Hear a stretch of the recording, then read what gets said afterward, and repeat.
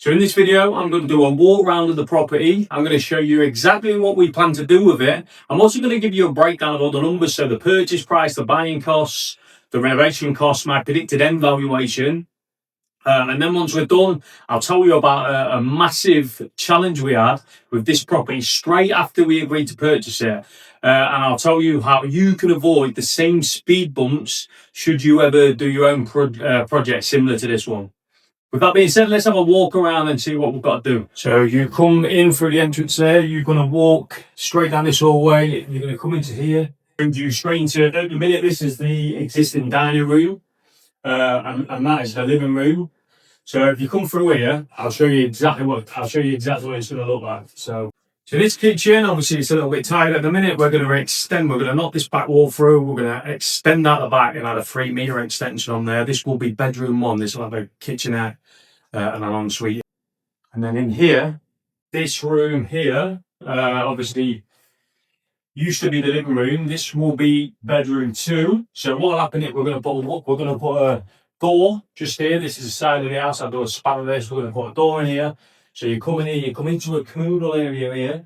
You come out of the communal area into the kitchen just here. Through the kitchen, you're going to have the living room. And over here, you're going to have, this is going to be another large size bedroom.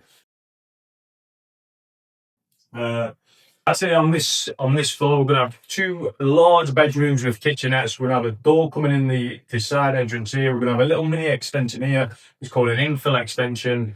And we're going to have an extension on the back. Let's have a look upstairs on the next floor.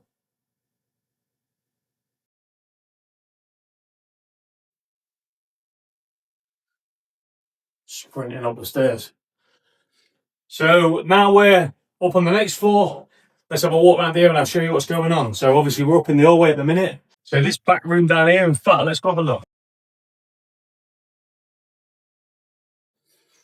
So this is obviously a bedroom at the minute. This is going to be fully extended.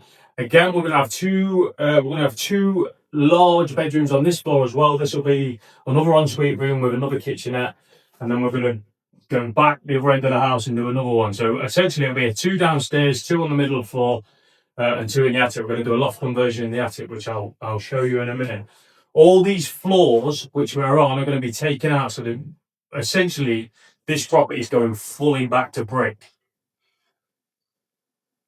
So yeah, got some nice blinds there. I don't think we'll keep them though. Let's have a look in here. So this is the next room. Let's have a look. So as you can see, it's a very small room. So let's have a look in the next room. So this is the bathroom.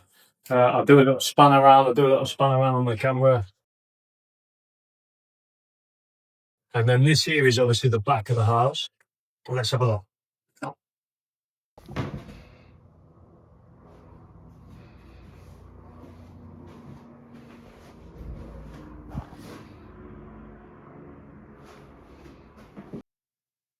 And then we're going to be going up. Into the loft and extending out the back. I'm going to go downstairs in the garden and I'm going to show you from outside exactly what we're doing outside. Come on. We'll put a side door in here, and that door will go into a spiral staircase, which will take us up to the loft. This here will have an infill extension on. I'll do a little span around.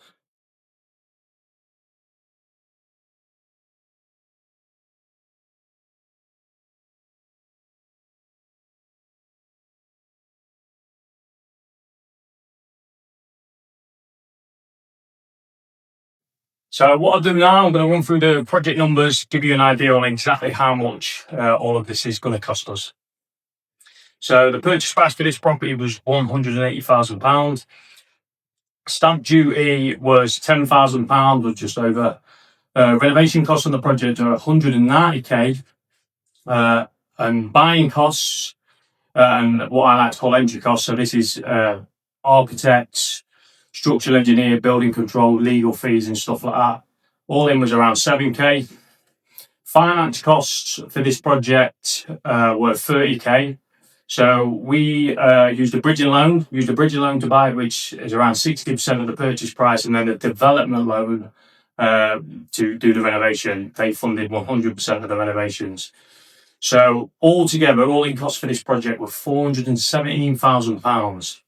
Now, our expected GDV on the project is 490k. So when we refinance at 490k, we'll pull out £367,500 at a 75% loan to value, meaning we will leave in this deal, if everything goes to plan, £49,500. So the expected rental income is 4 studios at 825, 2 ensuite rooms at 700. So gross rental income will be £56,400. Obviously, we'll have to take away some costs: mortgage, management, voids, maintenance, utilities, council tax, cleaning, Wi-Fi, and stuff like that. And once we've took away all that, we'll have a net income or a profit of around £16,000 per year. So 49,500 divided by 16.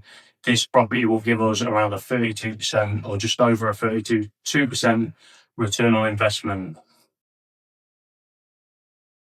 So speed bump number one is the tenant wouldn't move out. So let me explain. We bought this property subject to being vacant. We'd already paid out on architect's fees, solicitors' fees, the lot. We knew it was a great property in a great location, and we knew what we were doing. So we had a choice to hold out or move on. We decided to hold out. The truth is, I expected it to get sorted a lot sooner than it did. It ended up taking 9 months to get the tenant out of the property. We could have spent that time on another project. Obviously, we did have to pay solicitors' fees again, and because of the delay, we end up needing another valuation as well. So the lesson here is either buy a property that's vacant or risk the fact that the tenant may not move out when they say they're going to. So speed bump number two is we got a massive down valuation. We had a down valuation of £95,000 on our pre-valuation for this project. This meant I had to go out here to raise another £50,000 just to keep the deal alive.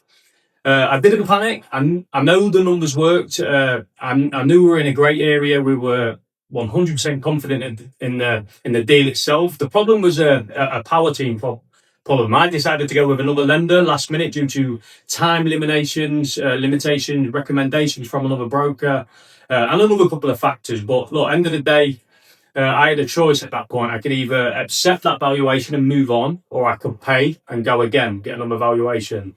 I did raise the extra 50k. However, at some point we did decide to get another valuation. This time it was with our own trusted power team and lender. And the result was we ended up getting our valuation back, and it was bang on predicted numbers. And the lesson here, guys, is the right power team is absolutely paramount on a deal like this. You spend so long building up a power team, building relationships, building trusts.